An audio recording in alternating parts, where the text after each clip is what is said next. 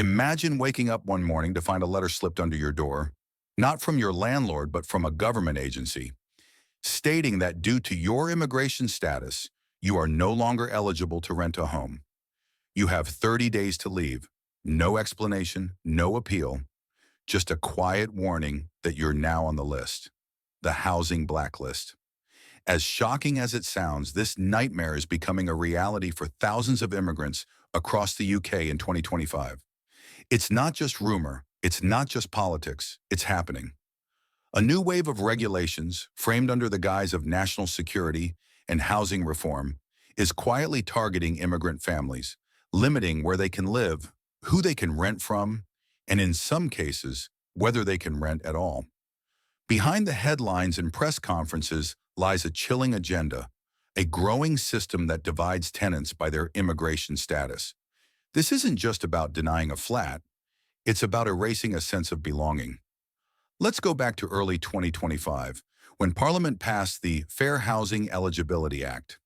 On the surface, it promised to crack down on illegal subletting, overcrowded housing, and fraudulent tenancy. But buried deep within the bill were clauses many didn't notice or understand. Landlords were now required to verify immigration status through a central database. If someone was flagged, they were advised not to rent to them or face heavy penalties. What started as a regulation turned into a quiet purge. Immigrant tenants, even those with legal status, began receiving sudden notices. Rent applications were mysteriously denied. Background checks took weeks, even months. Some families who had lived peacefully in the same home for years were now told they were no longer eligible due to vague changes in visa rules. And the worst part? No one was telling them why. No public announcements, no legal support, just silence. The media began calling it the Blacklist, a shadow registry of immigrants being quietly locked out of the rental market. And while the government denies such a list exists, whistleblowers inside letting agencies and council offices have confirmed otherwise. Anonymous testimonies describe weekly updates, secret memos, and even internal alerts instructing property managers to avoid high-risk profiles. What does high-risk mean? Often it's just another word for immigrant. South Asian, African, Eastern European. If your accent is different, your surname unfamiliar, or your papers under review, you could be a target. The fear this is causing is unimaginable.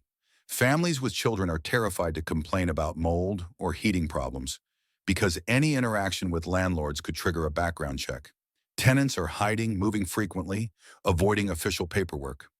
In cities like Birmingham, Leicester, and parts of London, this fear has become a daily reality. Many immigrants are turning to illegal sublets or paying extra to middlemen who hide them on leases, dangerous and exploitative options that put them at risk. One Pakistani single mother in East London shared her story. She lived in the same house for 6 years, paid rent on time, never missed a bill. But in March 2025, her landlord received a notification through the new rental compliance system. Within a week, she was served notice. Her only fault? Her spouse's visa renewal was still pending. She and her 2 children had to move out in the middle of the school year, with nowhere to go. This isn't just about roofs and rent. It's about basic human dignity. It's about how a supposedly inclusive society slowly begins to shut doors on those who once helped build it. Let's not forget, during the COVID-19 crisis, it was immigrant workers who kept hospitals running, cleaned the streets, delivered food, and cared for the elderly. And now in 2025, those same people are being told, you don't belong here anymore. The government claims it's all about policy and efficiency. But ask yourself this. Why are only certain communities being disproportionately affected? Why is there no oversight, no legal aid, no appeal system? Why is everything hidden behind the excuse of internal procedures? The housing blacklist isn't just cruel, it's a silent weapon. It doesn't make noise, it doesn't make headlines, but it breaks lives slowly, quietly. And unless we talk about it, unless we demand change, it will grow. Today it's rental access. Tomorrow it could be jobs, healthcare, education. When you strip someone of the right to a safe home, you strip them of their future. And the truth is, many landlords feel trapped too. They're being pressured to comply or risk fines and property seizures. It's a broken system forcing neighbors to turn on each other. The UK is better than this. We've always been a nation of diversity, of resilience, of fairness. But if we let this blacklist grow unchecked, we betray those values.